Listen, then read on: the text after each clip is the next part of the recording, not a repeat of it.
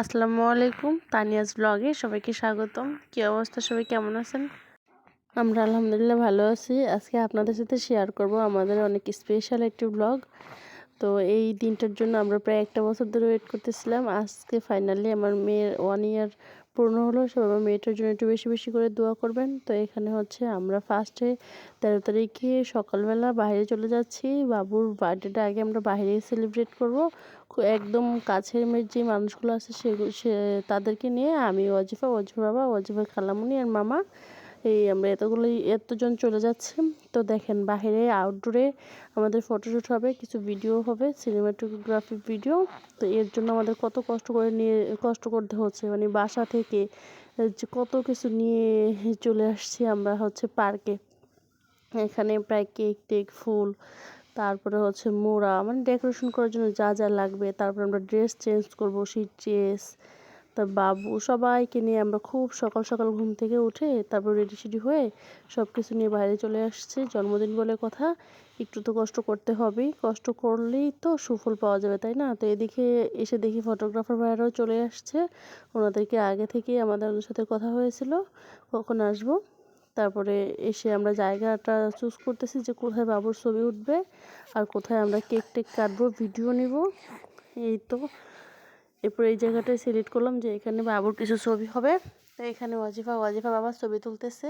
আর ওয়াজিফাকে সামলানো তো আজকে একটু বেশি কষ্ট হয়ে যাচ্ছে। ও সবাইকে দেখে একটু কেমন করতেছে, মানে অন্যান্য দিনের তুলনায় আজকে একটু বেশি কান্নাকাটি করতেছে, ছবি তুলতে যাচ্ছে না, ও কোনো পুঁজি দিচ্ছে না।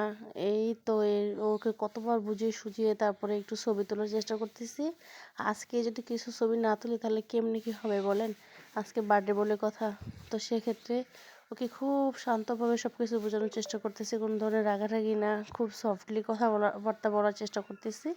এরপর আমি চলে আসলাম কিছু ফটোশ্যুট করতে। বাবা মেয়ের পালা শেষ, এখন আমরা সবাই মিলে ফটোশ্যুট করতেছি আর দেখতেছি আসলে ছবিগুলো কেমন হয়।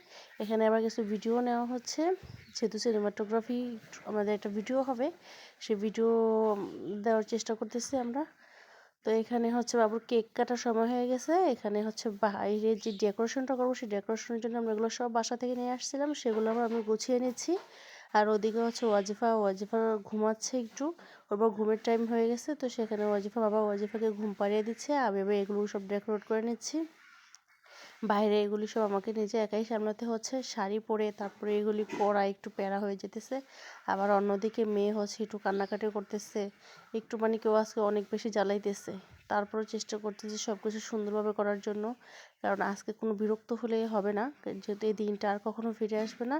তাই চেষ্টা করতেছি শান্ত মাথায় সব কিছু সুন্দরভাবে করার জন্য।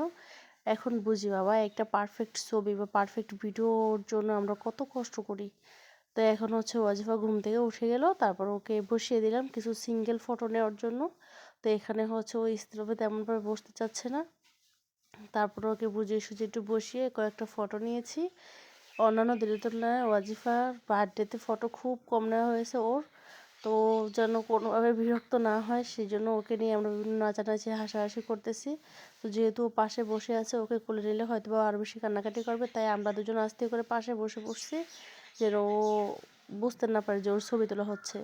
আর ওর ছবিগুলো নিতেও আমাদের সবার অনেক কষ্ট হচ্ছিল, কারণ ও ছবি ক্যামেরাম্যান দেখলে একটু কেমন ভয় পায় মনে হচ্ছিলো, এরকম টাইপের। ও ছবি তেমনভাবে তুলতেই চাচ্ছে না। এখানে বিভিন্ন পোজ দিয়ে দিয়ে ছবি নেওয়া হচ্ছে।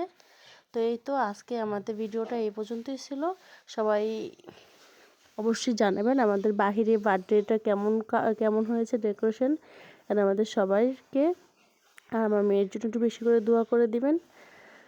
সবাই খুব ভালো থাকবেন, আমার মেয়ের জন্য বেশি করে দোয়া করে দিবেন। আল্লাহ হাফিজ। আর ভিডিওটি যদি ভালো লেগে থাকে অবশ্যই লাইক কমেন্ট শেয়ার করবেন, এবং নতুন নতুন ডেইলি ভ্লগ পেতে আমার পেজের সাথেই থাকবেন।